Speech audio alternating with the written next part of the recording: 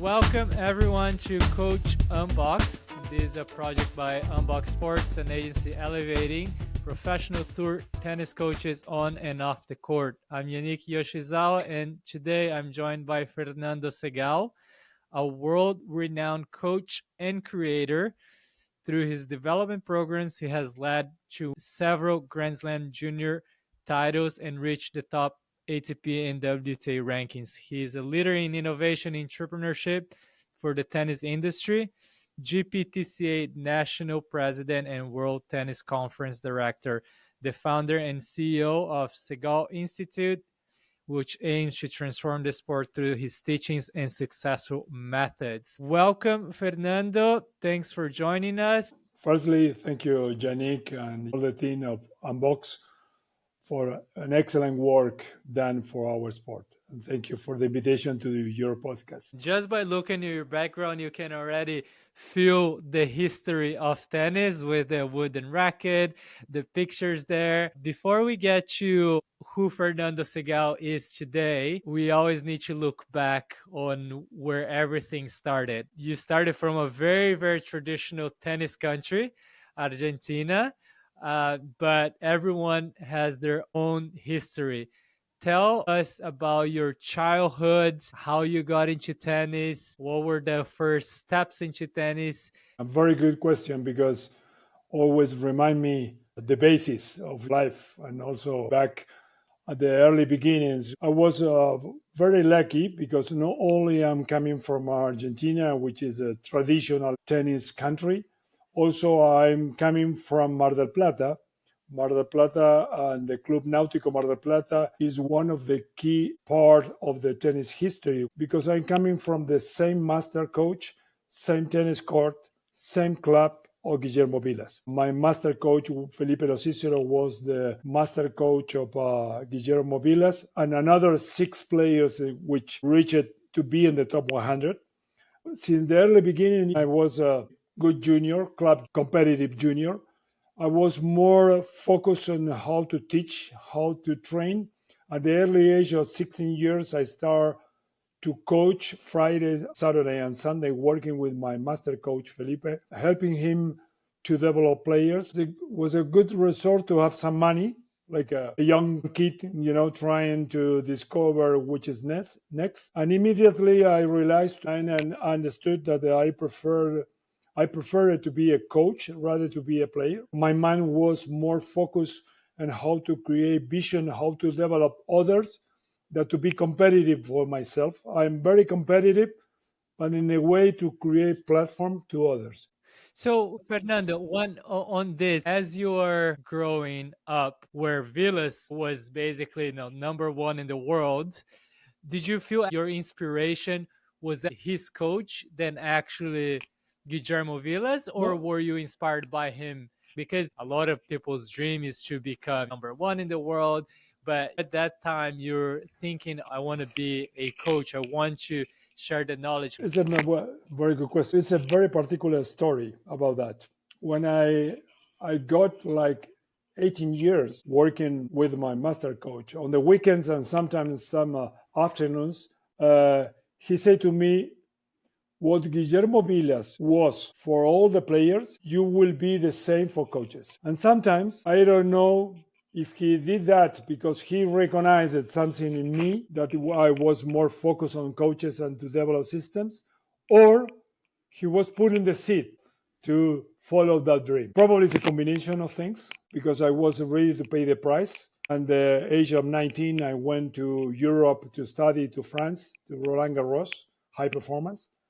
And since then, I never watched back. I never stopped to create different, and I did different studies to develop my dream, Yeah.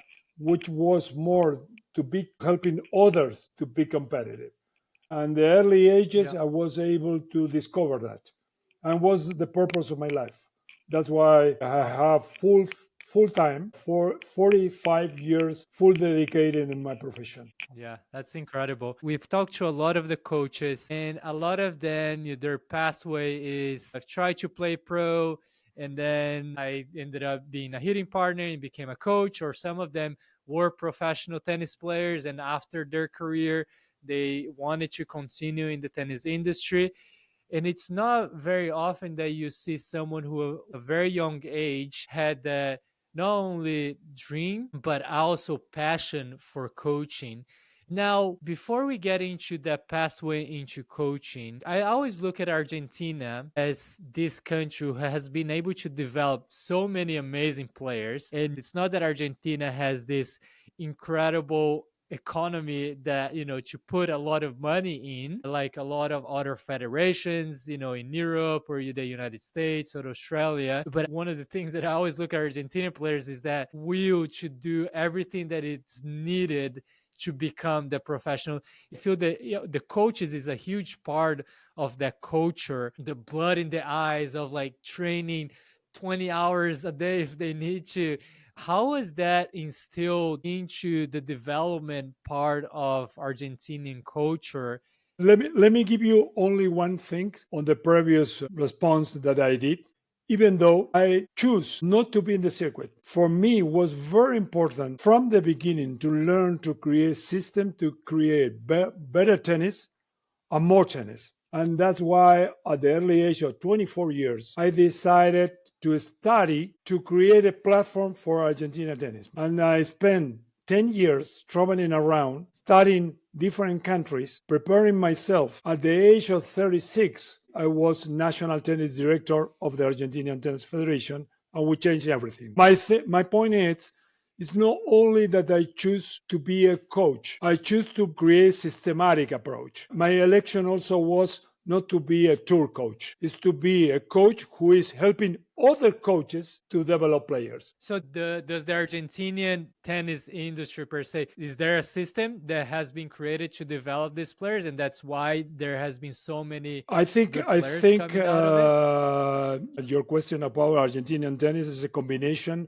of culture, the impact that Guillermo Vilas did to everyone, because Guillermo Vilas was not only a big champion in terms of results, was a big champion in terms of the philosophy and the style, how you implement your daily basis development of your tennis. Was a hard worker, very focused, a warrior, very competitive. He changed the way, because in the past they used to hit the ball more flat and to go to the net. Bor and Villa start to play with more topspin angles, creating different trajectories. And that's why Felipe, who was a key part, because he discovered how to do it. And then he teach Guillermo to do it. That's why Vilas wrote a book, and he put in the book, my coach, Felipe Lo Cicero, and the coach of Bor, Leonard Bergelin, with 10,000 kilometers of distance, they thought the same, that we need to create different trajectories and angles to beat the opponents. In every small town, every coach is dreaming to develop a player. It's not only a business, it's not only a profession, it's the way that you transform other lives. And I think that's why I say Argentinian tennis is a combination of passion, dream, example, culture, because in Argentina, like happened in other countries in South America, in the case of football, Brazil and Argentina are Uruguay, are countries so solid in terms of the culture of football. But for one family in Argentina, if your son or your daughter wanna be tennis player, football player, basketball player, rugby player, it's fine. If you compare with other countries, some of the families say study first and then you see what happens. In Argentina, it's a combination. Follow your passion, and the families are supporting the kids doing sports, and even be a way of life.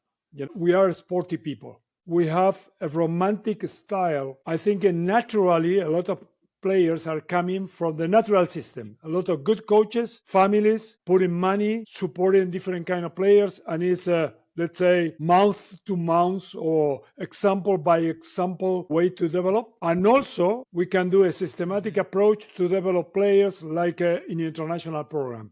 That's why Argentina is a top tennis country. I always wonder, just because Uruguay, Brazil, Argentina, Colombia, they have this mindset for soccer, but you don't see the same mindset a lot of in other sports or even specifically in tennis. Now, you talked a lot about this systematic approach and becoming the national director of Argentina and how much you studied to get to that point to create this system. As you were traveling and figuring it out, so I'm sure that there are a lot of things, but are there a couple of specific points that made you create the system? We used to be very good in improvisation, we are creative, we are resolving sometimes at the last moment. But my point was from the beginning, that's why before the national program, I spent like 10 years traveling around. I went to Australia, Germany, United States, France, England. Some days ago, I was on the USPTA offices, and I was in the conference in 1889 and 1990, watching how they did the training process for players and for coaches, and also how they were doing the conventions. Because my approach was, if we are bringing to our talent, to our improvisation capacity, we are able to copy the order that the European countries is doing, we will be unstoppable, because we have our own talent to change and to improvise something, sometimes to be adaptable. Sometimes other countries are so strict but they are killing the creativity. And sometimes we are supporting everything with creativity without to have order. And that was my plan. Let's do a combination, bringing the order, the organization, the planning. And in terms of the program, like you say, when you are doing a national development plan, you have 9 different axes to work. Sometimes when someone is thinking about create high performance players, is working in a program about high performance, but sometimes they are not paying attention of the competition system, to the promotion system, a sports science program, and we did 9 different programs. That's why in 1996, in 6 months, we changed everything. And we create the National Tennis Development Department for players. When someone asks me which is the best success that you had in Argentina, I don't say the players. I say I put one idea May of 1996, and it still today is working, which is the National Development Department. Yeah, and I was looking at the interesting fact. I asked ChatGPT yesterday, how many players does each country have as a ATP ranked player? In Argentina, I think they have 80 ranked players today, which from a South American country, from not being the lead from the European, it has many more than, I think, apart from the US and maybe Spain, it's one of the top countries with the most ranked players, which is crazy for me to think, and not to underestimate Argentina, but just from an economic, from traveling, that some America doesn't have that many tournaments. It's crazy. And to go back now, what is the key that have so many players growing? When you are creating a national program, one of the key approaches that you have to develop is training coaches system and training leader system in the middle of the program. If you want better players, you have to develop better coaches and better environments. In every nation that I was working, always put the coaches in the middle. Why? Sometimes we are so focused on the players without paying attention that better coaches produce better players. When I say better coaches, it's not only tennis coaches. It's about, all the science, management, even business. You need a good coach doing recommendation to how you invest your money, to have a better positioning, better image, a lot of things that you know perfectly for Unboxed, and you are working on that. And there is another study which is very important, a research which is not about tennis, it's about general population. And the guy coming from Europe who wants to stay in America, normally they goes to United States. But the guy who wants to be back to Europe, past the bad time, they used to travel to Brazil or to Argentina. And that's why we receive a great immigration of people who probably they want to have 10 years past the bad time that is happening in Europe and then going back to Europe. The research say that this could be one reason why Argentinians, we don't have problem to travel around, go to different places, because we have in our genetic be back. It's only one idea. Yeah, yeah. You speak with so much passion about the Argentinian culture and what you've been able to implement. And soon after you started implementing this great system within the Argentina tennis culture, you have a couple other federations or national associations reaching out to you to do some consulting and trying to pick your brain. Now, if I'm the Argentina Federation, right, you developed a great system and you're developing better coaches, better players, I don't want you to share the secrets to other countries. How was that? Like, did you get some people in Argentina say, no, no, no, no, Fernando, don't go and tell those other federations on how to do this? And how did you overcome that? And if you did, maybe they were very open. Enrique Morea, probably you heard a little bit about him. Unfortunately, he passed away some years ago. Was a person who was supporting me. Before Vilas, he was the grand champion of Argentina. In 1995, we were in Roland Garros. He said to me, Fernando, if I am president of the federation, I'm going to make your program. And I say, okay, but you're going to give me from mini tennis to Davis Cup, because everyone who is running a technical approach should be in the same pathway, the same orchestra. And I consider myself not only a leader, also an educator, and thirdly, an ambassador. When you are an ambassador and an educator, one of the key aspects, in my case, in my philosophy, is to share better tennis and more tennis to everyone. It's not because I am Argentinian, I want the secret only for Argentina. No, because if we have better platform all over the world, even our players will be better. I think it's a change of mentality, because in the past, what happened in tennis, coaches were not able to share the ideas because this is my formula.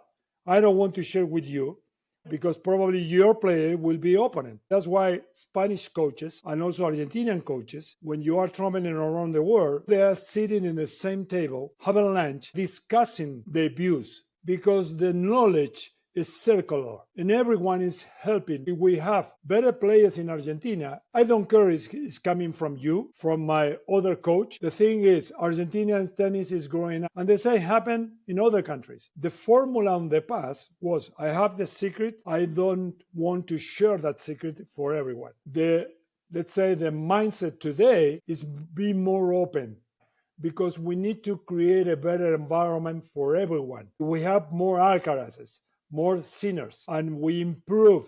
The fight is bring more people to tennis and do all together a better environment where we right now have around 300 million people playing tennis in the planet.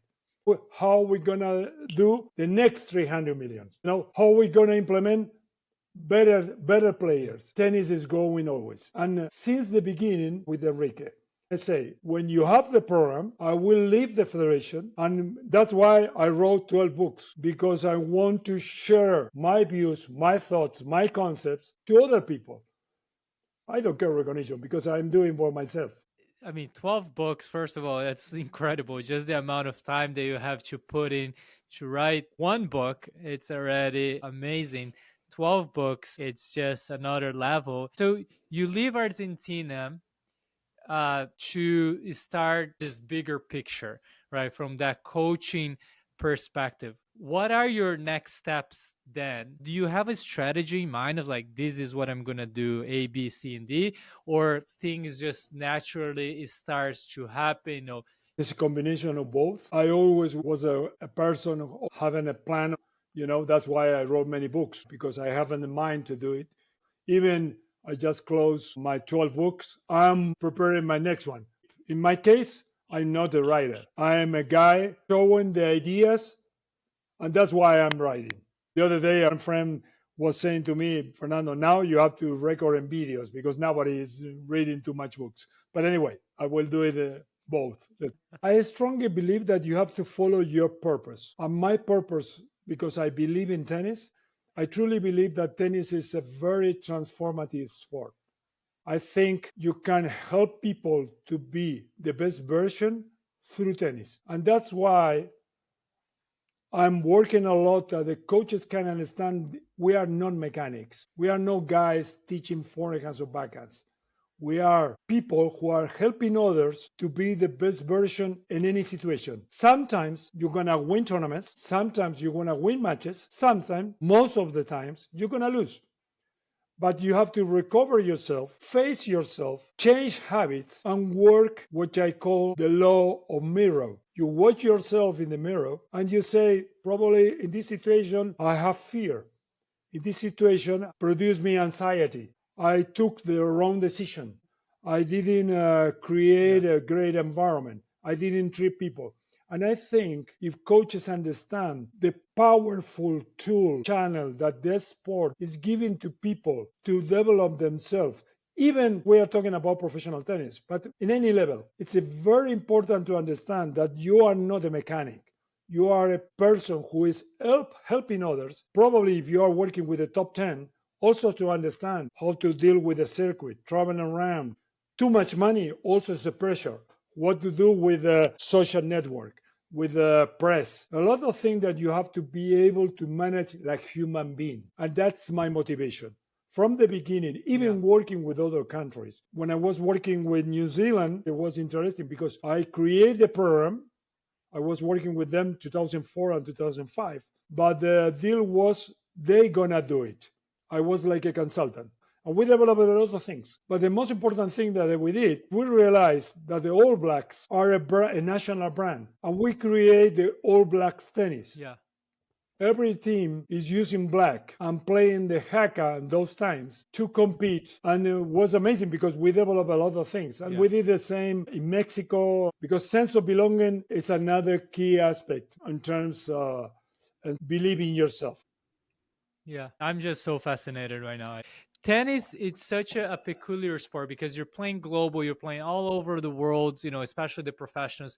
And when you talk about the All Blacks rugby in New Zealand, or you talk about football in Argentina or in Brazil, there's a culture behind that drives all the way to those little kids who are born and like, I want to be like that. But also the national teams, they have such a great development program from professional coaches and players who are in the communities giving back, and the kids can see those coaches and those players from a very close eye. Now in tennis it's so hard because those professional coaches and players who are on the tour in the highest level, they actually spend very little time at their home country, on their home cities, because they have to travel to earn their money to become the champions that they become. So, how do you create that culture with tennis? The first story is what we did in 1996 with my good friend Claudio Sosa, which is now a sports psychologist working with many players, but used to be a coach. When I created the platform in Argentina, we put one national coach for every age. We create under 12, under 14, under 16, before professional, and we put the structure and we create the physical department, the mental department, the medical department, which was absolutely new. We are talking about May 1996. Claudio was the national coach of under 14 players. We qualified to the World Championship in Japan. We defined our team, who was Guillermo Corrias, David Navalian, and Antonio Pastorino. The World Championship was in October 1996 in Japan. We trained because it was synthetic grass. We trained the players in synthetic grass, which was not in clay courts like it used to be in Argentina. One famous club in Buenos Aires, they had synthetic grass and they gave us the course to practice. But we goes to the one place and we bought the national T-shirt of football in Argentina, and we changed the logo and we put the logo of the federation. We bought bandanas with the national flag and wristband, and we were the first team using national colors in the World Championship, October 1986. We won the championship, and you can see pictures of Corey and Naval Pastorino using the football T-shirt with the logo and also the bandana with the flag. This is first story. Second story is what happened 4 years ago. 4 years ago, I had a meeting with some people very important of the American Federation. And one of the guys asked me, Fernando, if you are running a program in the United States, which will be the first thing that you're going to do? And I say to them, a communication program because you have the best coaches in the world, you have the biggest country in the world, you have talent everywhere, but you don't have the best communication program. Looking for the next Agassi, Jim Courier, Serena Williams, whatever. And I say, which was the last Davis Cup where United States beat the opponent and was a huge impact. And everyone said to me when America beat Russia and the team was Sampras, Agassi, I think Courier, McEnroe, and the fifth one, I don't remember which one. Tom Gorman was the captain. And I say, okay, which was the national colors that they use, the T-shirt? Okay, I will bring back that T-shirt. I do a business with Tennis Warehouse or wherever and reproduce to every kid in the country that you can buy the national T-shirt to represent your country and practicing in your club. And we are looking for you. And from my point of view, to develop play, that's why Nick Bollettieri was so good. Because now Nick Bollettieri was planting the seed in your mind that you will be the next top coach or top leader in management, helping coaches to understand, to gain visibility, to do you, Flavia, win, gonna be the best one.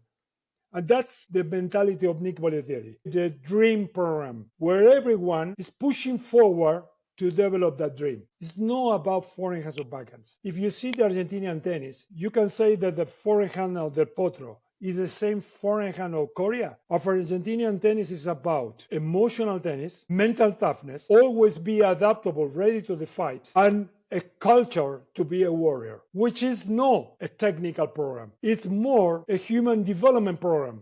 That's why Bollettieri was able to help Seles, Sharapova, Kurnikova, Courier, Agassi. They are playing the same style? No. They are playing the same tactical ways? No. They were able to dream that is possible. And from my point of view, when you are in charge of the national program and someone of the USTA is listening to your program and they can understand this idea and, I don't know, copy or replicate to create players. It's a national communication dream program. And then you put the seed and you put water every day. Okay. It's it's so fantastic, to bring that in and create a dream, and you're doing something bigger than just one individual. And everything that you just said now, all the work that you've done, even though you said that you don't do it for recognition, you did create such a trusted, influential position in the tennis industry. You were nominated by the GPTCA Coach of the Year in 2021 and became national president of different countries. And then you went on to develop the Segal Institute, which you're probably also wearing there yourself, with the purpose of transforming and evolving the tennis industry. And with this, I heard from one of your interviews, you said high performance in tennis is the strawberry of the cake, but we have to create a bigger cake. So, first question, what do you mean by a bigger cake? And second, from everything that you were able to impact the tennis industry, what has been the most fulfilling achievement that you've done on this cake in itself? Very good ones. GPTCA and other organization, they put me now like a tennis ambassador. Someone put me like a tennis chancellor. I say to everyone is an ambassador. Even you are working in a small club. We were doing with Carlos Kirmayer, a great coach from Brazil, a great legend leader. We were doing a course and I was 180 people there. And I say, beside the course, remember, you are a tennis ambassador. From my point of view, I don't care if you have one court or a 20 courts academy. You have to predict with example the values of our sport.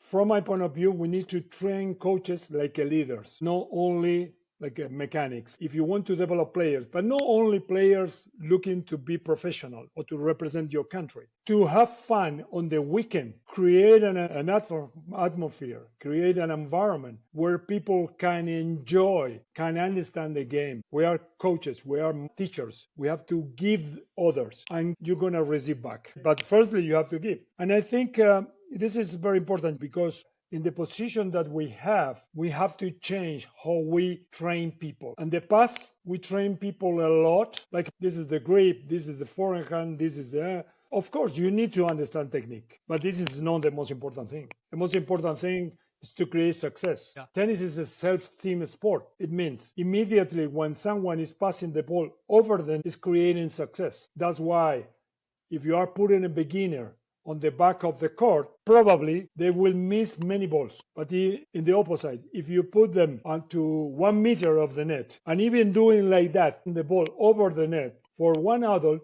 means success. When we understand that our process is to create self-esteem in others, that others can realize that they are able to manage the challenge, we immediately understand that tennis is a self-esteem sport. And another thing for coaches is you are not the coach of the player. The coach of the players is your mind. I have to teach you how to deal situation, how to talk to yourself, how to read the opponent, and you will take the decision because on the court you will be alone. Great coaches help people to understand the game and to create self-responsibility. That's why I say to the coaches, be humble. We are consultants. In 1 hour of tennis, playing a match, you are able to hit the ball between 12 and 50% of the time. It means in 1 hour, you will be hitting the ball, let's say, maximum 15 minutes. What happened the other 45 minutes? Your inner voice is talking to you.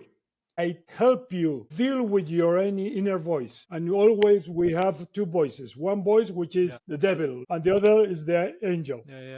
When the coach understands that we are helping players to deal with the inner voice, to take the right decision and to accept the fight, believing in yourself, accepting the challenge, be accountable in terms of to take the responsibility. And the second one, which is the biggest result, if I'm looking Fernando to myself, that I was able to follow my vision and to pay the price to do it, I'm probably following that.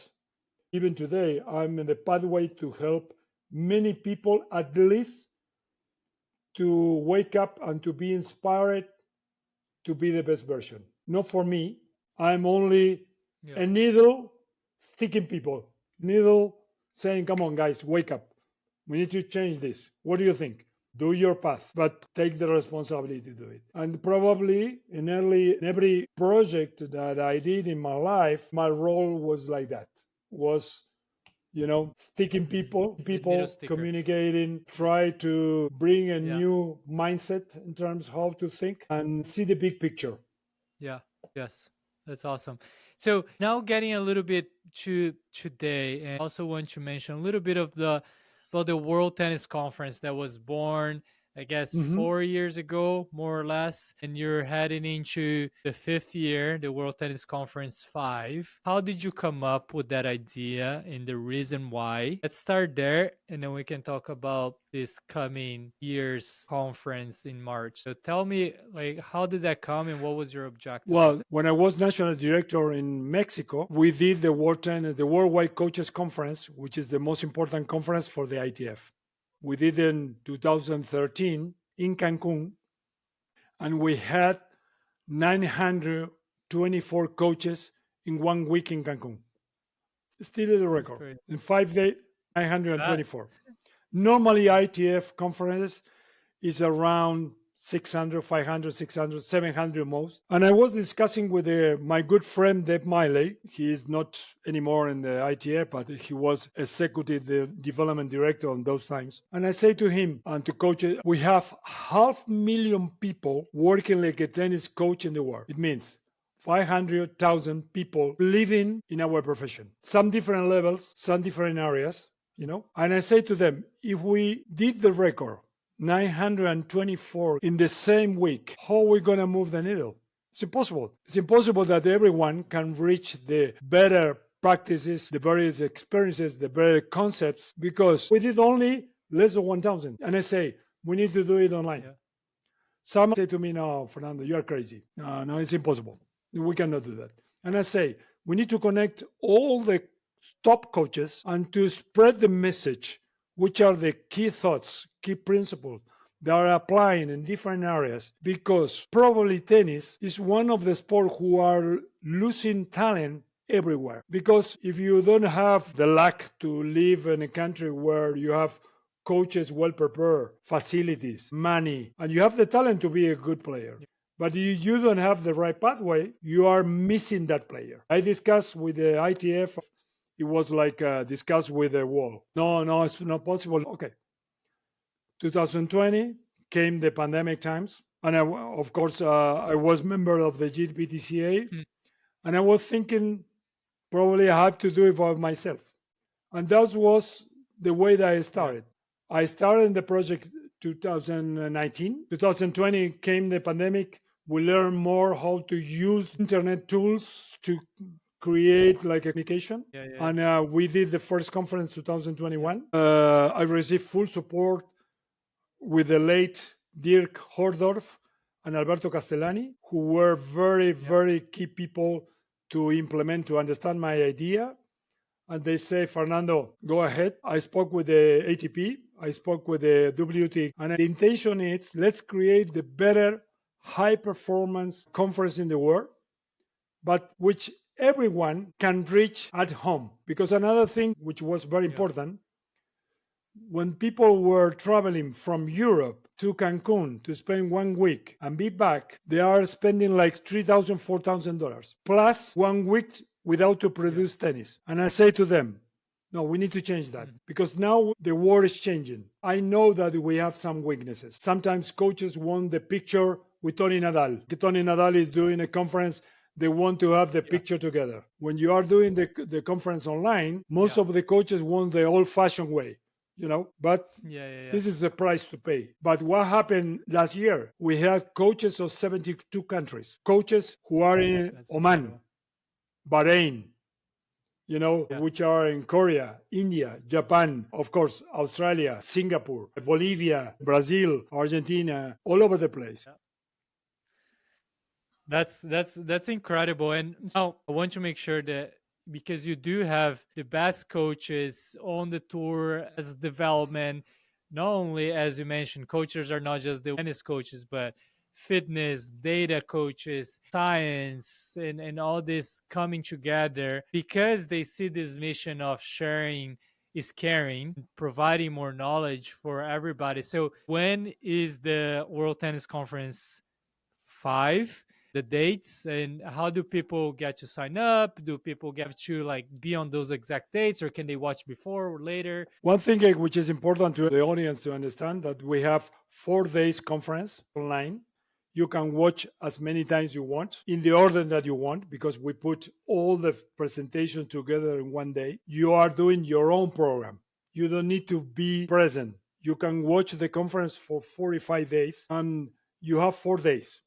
First day, we have 16 coaches, which are top ones, who are traveling and working on the circuit. The last year, we had coaches who won 35 Grand Slams on the conference. Second day is about technique, analytics, and biomechanics. We are bringing the top experts in the world, explaining different aspects of the game to understand the formative phases and giving ideas which are key aspects to understand how to develop players. Third day is about sports science. We have the ATP sports science team. We have the WTA sports science team.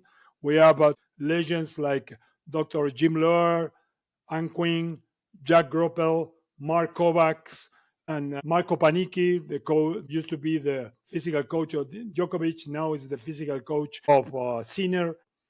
And the last day is about tennis organization, human being development, and also communication. That's why we had a lot of presentation about the future of tennis, what the ATP, what the WTA, TDI, RSPA will do for the future. Of course, this year you were there. We expect Unboxed team next year doing the same.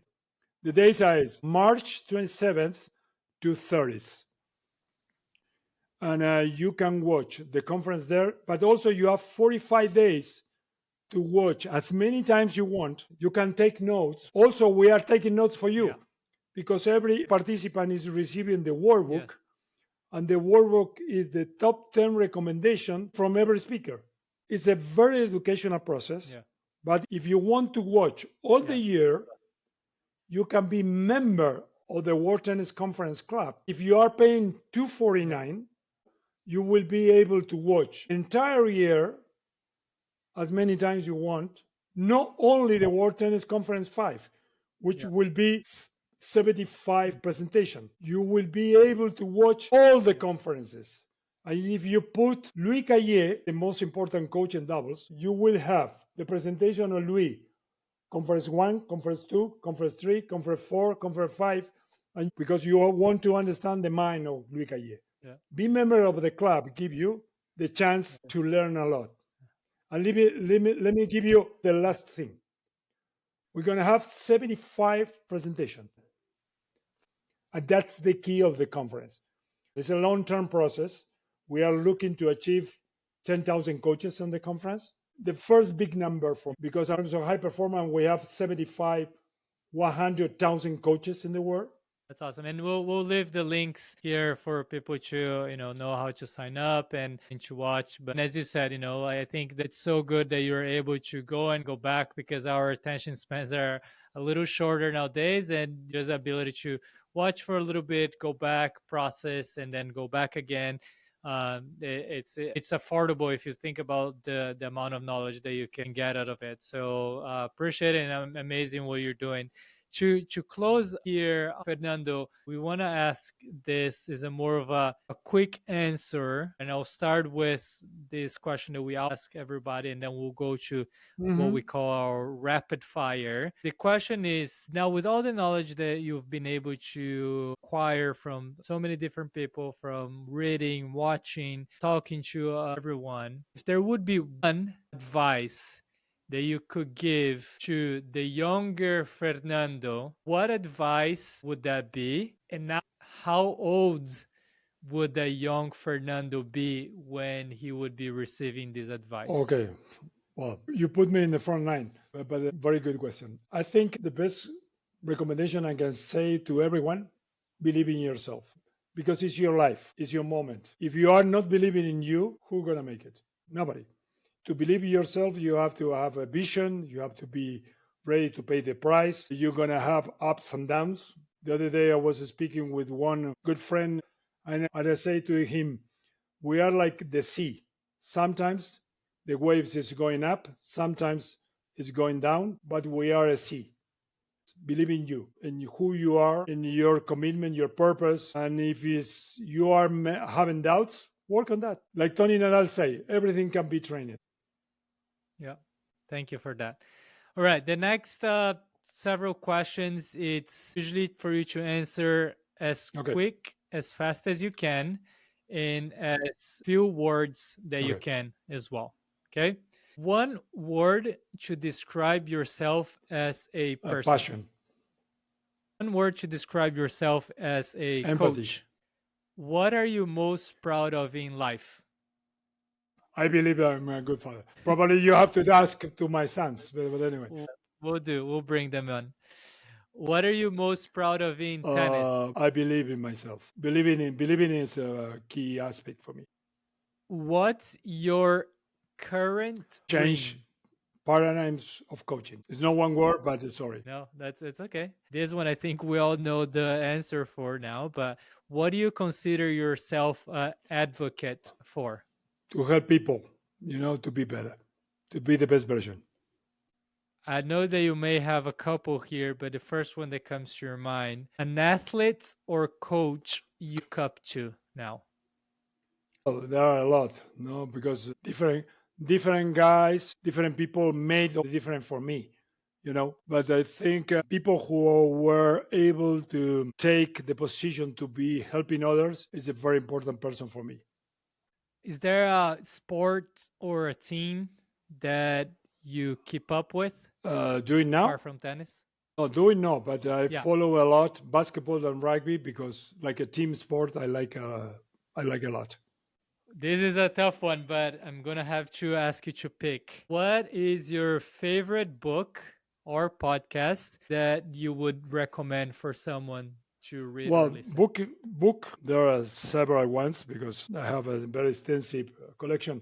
But one book I recommend to every coach, to every leader, even to any parents, is the Marcus Aurelius manuscript, which I believe is a book that you have to use on the primary school. If you have a part of my dream and say someone who has the power to do that, and say teach all the teachings concepts of the Marcus Aurelius, the general, the Rome, general was able to write down to every battle, every situation. It was an amazing book to develop people.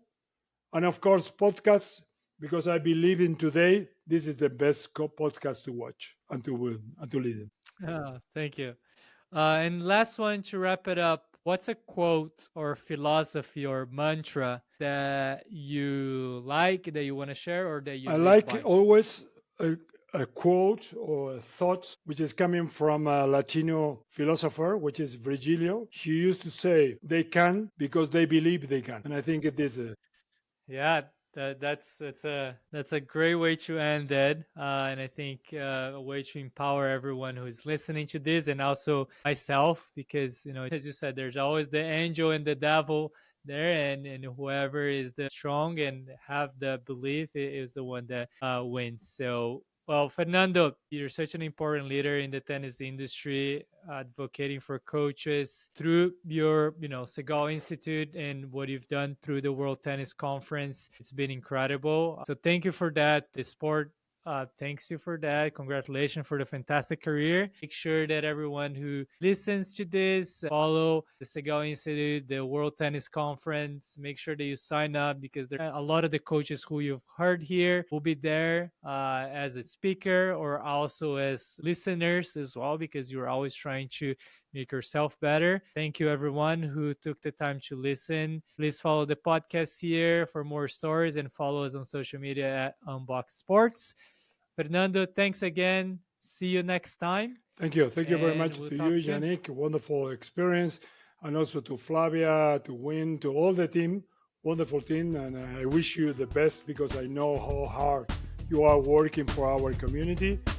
But to everyone who is listening to the podcast, remember, we are together for better days. Thank you very much.